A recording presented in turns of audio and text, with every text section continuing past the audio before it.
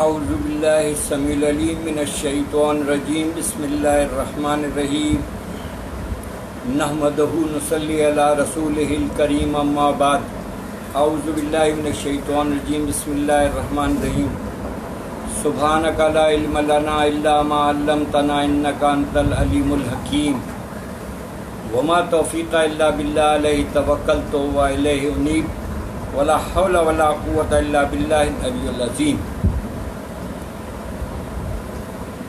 حضرت ابو المنذر رحمۃ اللہ علیہ فرماتے ہیں کہ ہم حج کرنے کے بعد ایک بڑے پہاڑ کی غار میں جا اترے۔ قافلے والوں نے خیال کیا کہ یہاں جنات رہتے ہیں۔ ہم نے ایک بوڑھے کو پانی کی طرف سے آتے دیکھا تو میں نے کہا، اے ابو شمیر، تم اس پہاڑ کے متعلق کیا کہتے ہو؟ تم نے اس پہاڑ میں کچھ دیکھا ہے؟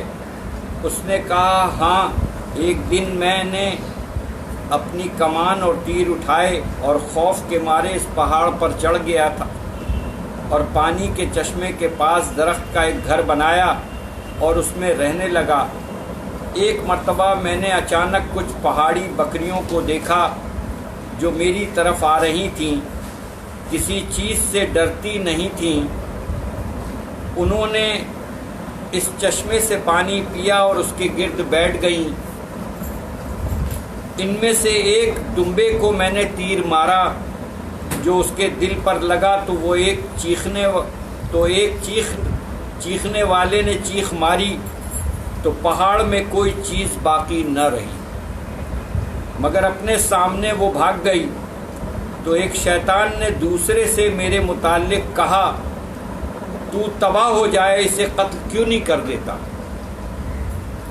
اس نے کہا، مجھ میں اس کی طاقت نہیں کہ تباہ ہو جائے۔ طاقت کیوں نہیں؟ دوسرے نے پوچھا۔ اس نے کہا، اس لیے کہ اس نے پہاڑ کی ٹیک لگاتے ہوئے یا پہاڑ پر گھر بناتے ہوئے اللہ کی پناہ مانگ لی تھی۔ جب میں نے یہ بات سنی تو مطمئن ہو گیا۔ یہ روایت ہے ابن ابی الدنیا مقاعد شیطان صفحہ نمبر 39-17۔ اس واقعے میں جو اہم ترین نقطہ ہے، اہم ترین بات ہے، وہ کیا ہے؟ آپ غور کیجئے کہ وہ جو دمبے اور بکریاں تھیں وہ جنات یا ان کی قبیل سے تعلق رکھنے والے۔ جب اس نے تیر مارا تو چیخ کی آواز آئی اور وہ سب غائب ہو گئیں۔ یہ ساری باتیں ہونے کے بعد ان جناتوں میں سے جو شیاطین تھے یا جو بھی تھے، اللہ کو معلوم، انہوں نے کہا کہ اس آدمی کو قتل کیوں نہیں کر دیتے، اس کو مار دو۔ تو انہوں نے کہا کہ میں اس کی قدرت نہیں رکھتا، میں اس کی طاقت نہیں رکھتا۔ تو اس نے پوچھا کیوں؟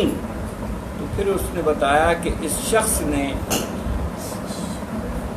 وہ جل گیا ہے پنکھا، اس شخص بند کرنے، اس شخص نے اس پہاڑ پر یا اس جگہ گھر بنانے سے پہلے اللہ کی پناہ مانگی، یا اس پہاڑ پر ٹیک لگانے سے پہلے اللہ کی پناہ مانگ لی تھی۔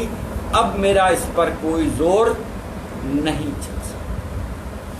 یہ اللہ کی پناہ کیا چیز ہے؟ قرآن مجید فرقان حمید میں اللہ تعالیٰ فرماتا ہے، مفہوم و ترجمہ کچھ اس طرح سے کہ جب تم قرآن پڑھنے تو اللہ کی پناہ حاصل کر لیا کرو شیطان مردود سے۔ قرآن اللہ کا کلام، اللہ کی کتاب، اللہ ہمیں سکھا کیا کہ اللہ کی پناہ تمہارے لیے بہت ضروری ہے۔ اس کی پناہ حاصل کر لینا تمہارے لیے بقا ہے۔ اگر ہم غور کریں تو جتنی بھی دعائیں ہیں وہ کیا ہیں؟ اللہ سے پناہ مانگنے والی۔ اب سنیے حدیث۔ حضرت ابو سعید رضی اللہ تعالیٰ عنہ فرماتے ہیں کہ اللہ کے نبی صلی اللہ علیہ وسلم جنات اور انسانوں کی نظر بد سے پناہ مانگتے تھے جی کون؟ رحمت للعالمین، اللہ کے نبی صلی اللہ علیہ وآلہ وسلم خود جناتوں سے اور انسانوں کی نظر بد سے پناہ مانگا کرتے تھے، یہاں تک کہ 2 صورتیں نازل ہو گئیں تو آپ صلی اللہ علیہ وسلم نے ان دونوں کو پڑھنا شروع فرما دیا اور باقی کو چھوڑ دیا۔ یہ حدیث ہے ترمذی کی، ترمذی و حسنہ منہ سنن ترمذی فی الکتاب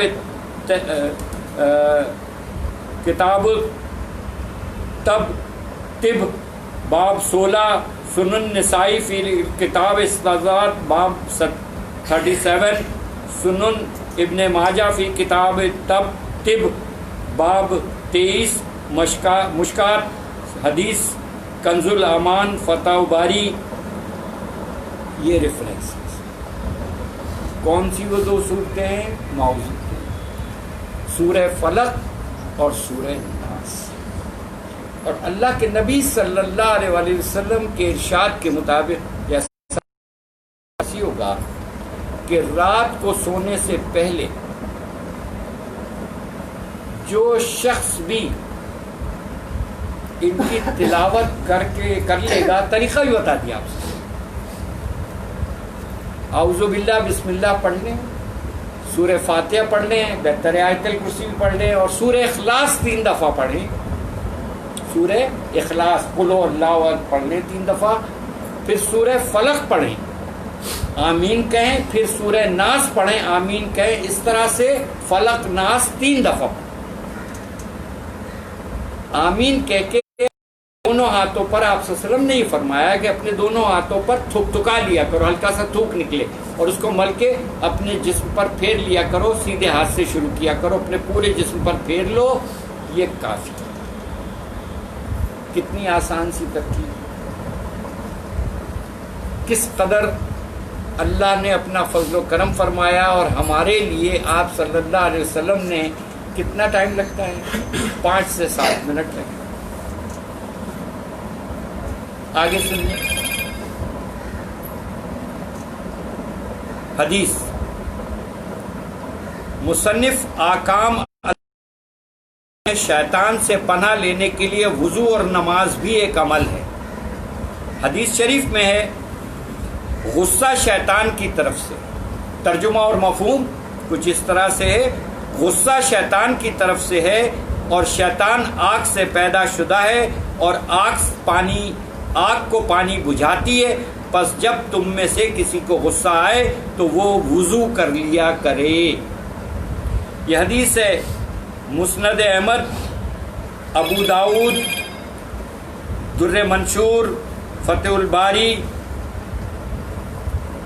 تفسیر ابن کثیر، مشکات شریف، طبرانی، بے شمار اور ریفرنس۔ ہمیں کتنی آسان سی ترکیب بتا دی۔ ہم کیا کر رہے ہیں کہ غصہ اگر کسی کو آ گیا ہے تو ہم بجائے اس غصے کو جس طرح سے نبی کریم صلی اللہ علیہ وسلم نے ارشاد فرمایا اس طرح سے اس کو ٹھنڈا کریں، ہم ترکی بترکی جواب دینے پہ آ جاتے ہیں، جس کی وجہ سے فساد اور طویل اور بڑھ جاتا ہے۔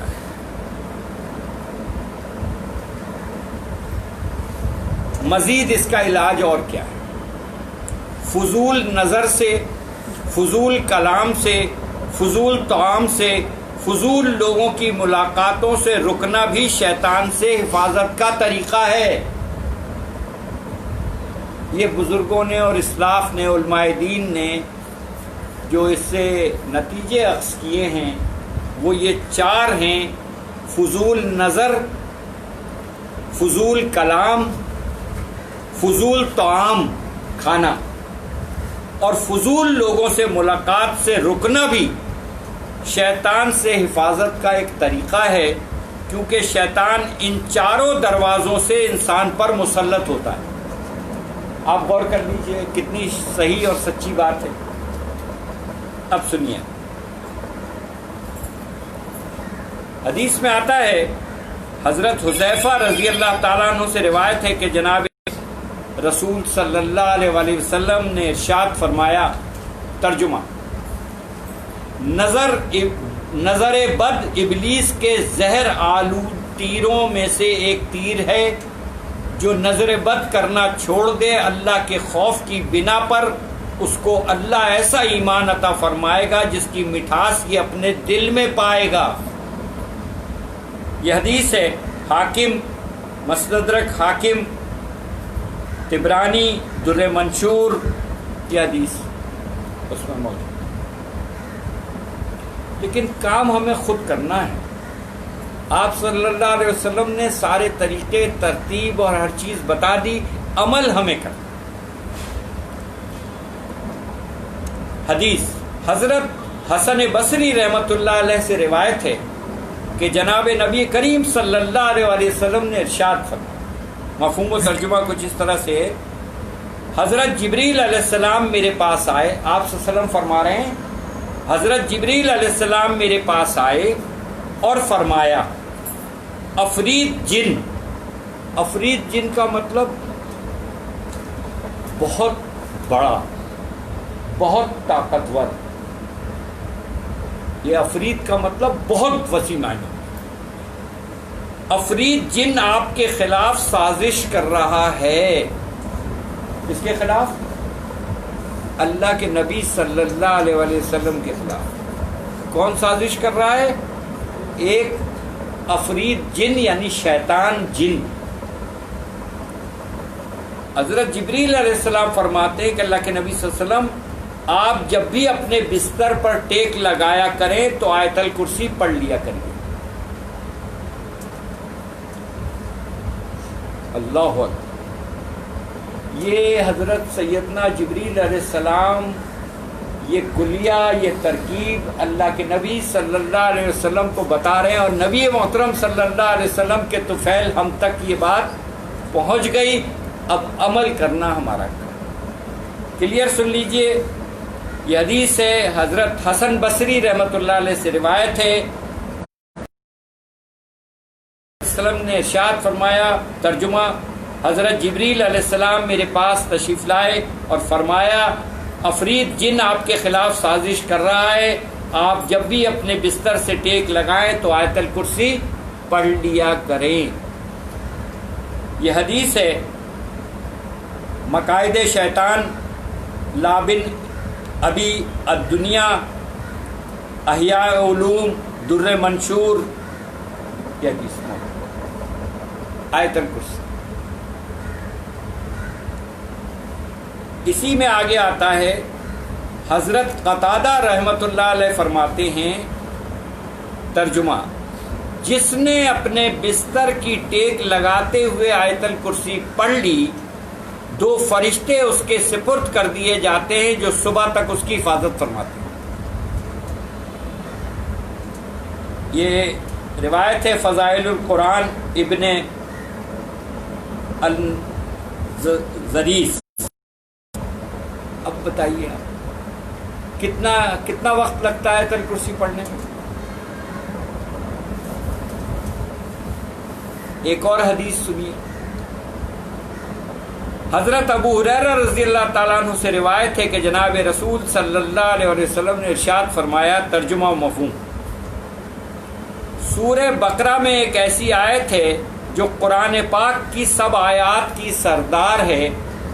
جس گھر میں شیطان ہو اور اس کو پڑھا جائے تو وہ اس سے نکل جائے گا۔ یہ آیت ہے آیت الکرسی۔